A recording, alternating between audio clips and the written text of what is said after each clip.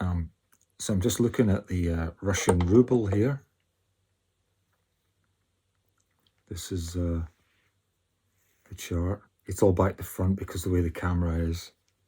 I've got the camera facing me. Apparently it turns the text the other way around.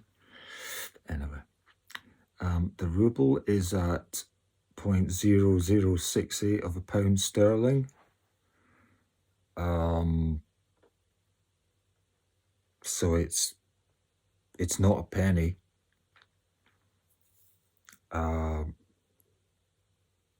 You go back 2 weeks, it was nearly a penny.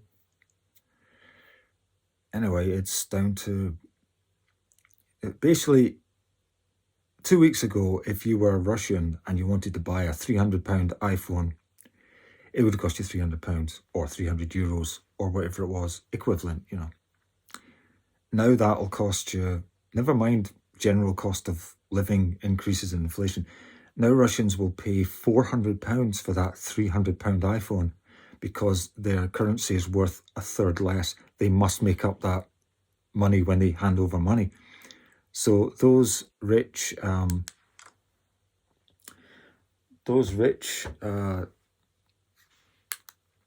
Russians who are smart will have put money to one side in dollars.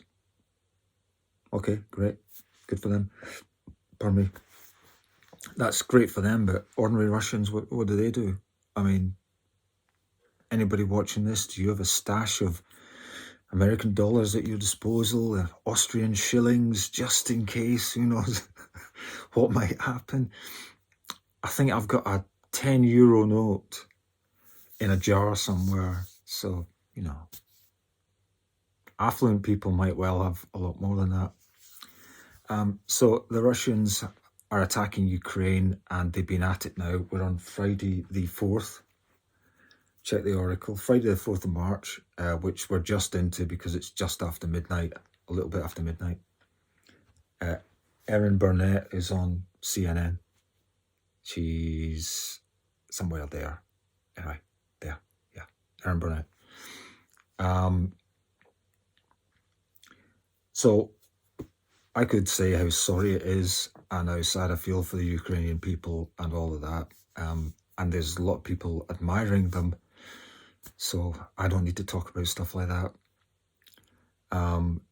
Zelensky, I mean, President Zelensky of Ukraine, he's showing a fantastic leadership role model, which most of us in the West can only dream of. You know, he's literally in the thick of it. You know, it's, you know, he was a comedian and actor, and now he's doing it for real. But the point is to talk about the things that really matter to Russia and to the people at the top of Russia.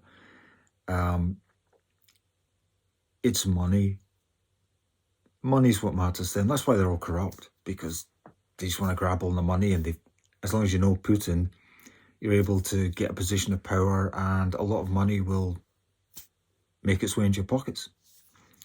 And of course, he wants to use your pockets because he can't have anything in his own name because half the world's going to be after his money now. So he cultivates friends so that he can secrete pockets of money here, there and everywhere. And although they're getting some Russians that they're placing sanctions on, there will be people who are of other nationalities or Russians who have got a new passport somewhere else that he will be using the banks, the bank accounts of. Anyway, first thing, the bill. So you got to say to yourself, how much is it going to cost now? We're only just more than a week into it. How much is it going to cost to fix Ukraine? It might seem like a strange question to ask now, but I think we should be asking it, and we should be putting Russia on notice that Ukraine will need the bill paying. And I've had to think about it. World War II, it took us, the UK, Britain, until the new millennium to pay off World War II. Now that ended in 1945. And we borrowed from the Americans. And it took we'd only just paid off World War One, then we paid off World War Two, but it took like, half a century. So let's assume it takes that long for Russia to pay off the bill. That means that Putin will be dead, President Putin will be dead, and Russians who have not yet been born will be paying for their entire lives up until retirement or death, because people don't live as long in Russia as they might in other countries. Up until their retirement or death, they are going to be paying the bill for the Ukrainian war, the war on Ukraine that Russia has waged. And on Erin Burnett on CNN, they've just been showing that on Russian TV, there's shots of forklifts bringing foodstuffs to warehouses for, to be fair, it's quite a small warehouse, for supposedly civilians to get some food. And of course, they're shutting down TV stations and stuff. Okay, fine. That's what Russians want to do. That's how it's been done like forever. But the bill's going to be massive. How much is it going to be? Well, it's going to be more than Fukushima. I mean, we're only a week in, and to me, you can project, if it hasn't reached $1 billion already, you can project it's in the hundreds of millions already, because the country that's doing this Russia will get stuck with the bill. For the labour, these Ukrainians out sweeping the streets, I'm not saying they'll get paid, but the reparations will include getting paid for that labour. This is an expensive business. There's quite a long history, I believe, of countries making reparations, but they only do it when they're forced to. Well, Russia will be forced to. Unless you just want to go holiday in Mexico, India. There won't be any of these lovely holidays, rubbing shoulders with affluent Germans in Spain and France and Brittany and, the south of France. That's all gone for Russians. That won't happen. So, Mexico, India. I'm not saying these places aren't nice to visit, but anyway, the bill's going to be absolutely huge. It must have passed $1 billion by now. That's 1,000 million. It must have passed that in euros by now. And this is why the ruble is what I started with, because they're going to be paying, even at today's prices, they're going to be paying 1/3 more than they would have 2 weeks ago for these reparations. It's definitely going to be a question of how many billions, because I've seen, storms cause billions of pounds worth of damage, oil spills. If that's what one of those incidents can do, then a war you've deliberately started and didn't have to. Yeah. So, massive bill. War crimes. Number 2, war crimes. We're already there. Using lots of hardware, ordnance against civilian targets. Big holes blown in apartment complexes. I mean, the Ukrainians may well be underneath it in a basement somewhere, but you can't rely on that as the aggressor. So war crimes. So Putin and his generals, probably, they're already up for that. Okay, and there'll be reparations for that too. They better hope they don't end up in an American court, because the sky will be the limit for reparations for loss of life.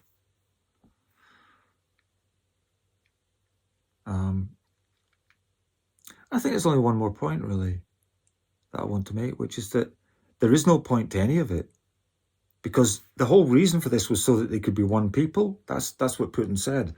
He believes they're like brothers and so on. They're like two halves of the same whole, and this is what he's believed all his life. And okay, how's that going to happen? How are you going to be friends now?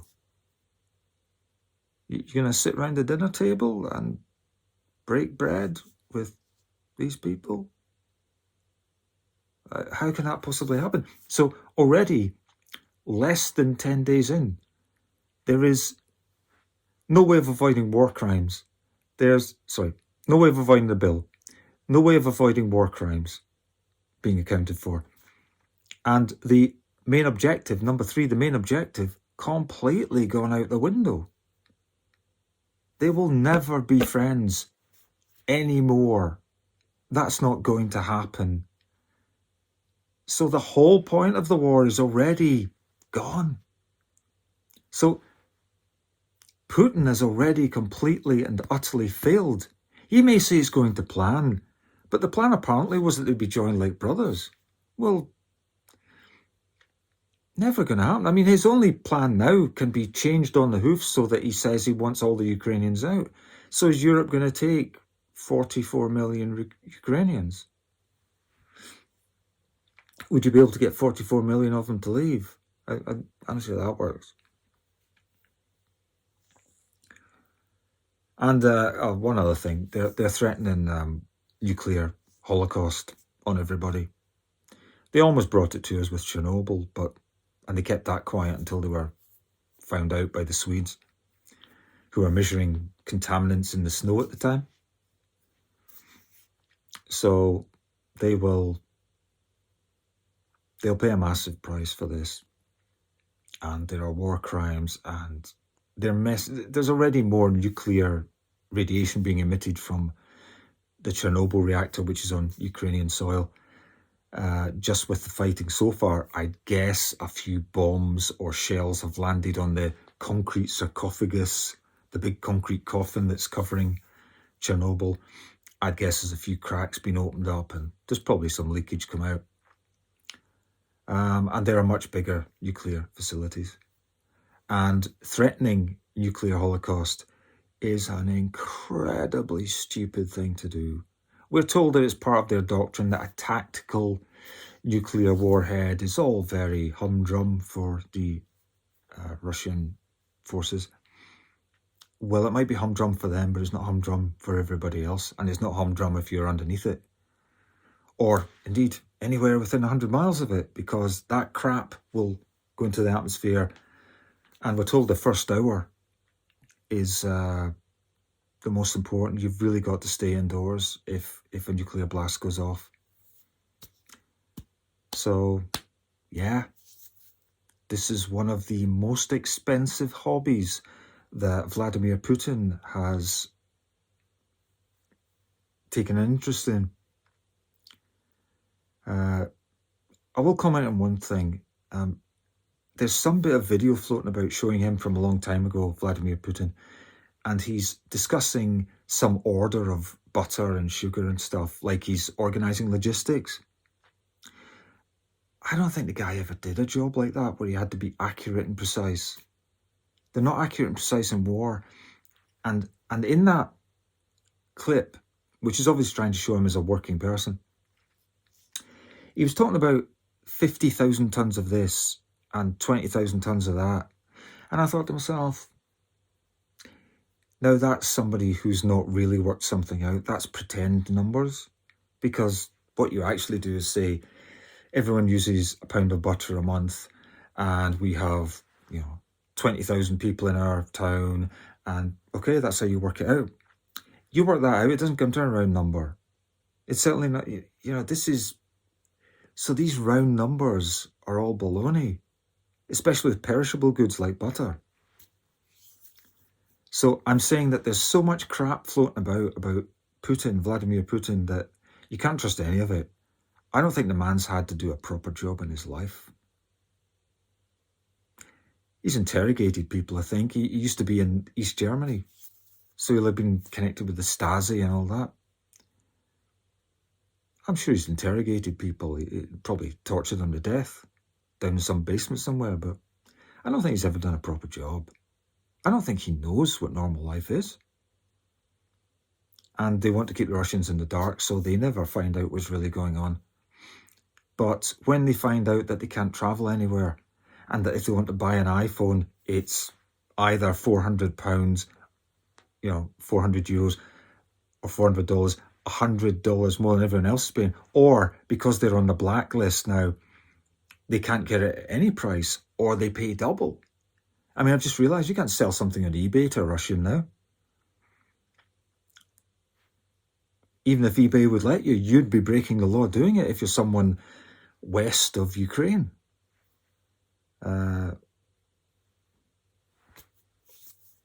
The pain, Russia's in a boatload of pain, and they just haven't realised it yet. And Putin has gone off the rockers, because no rational person would do this to their own country. And no rational person who says they want to be one country with Ukraine would bomb the bollocks out of it. So there's nothing can be won here. It's already failed.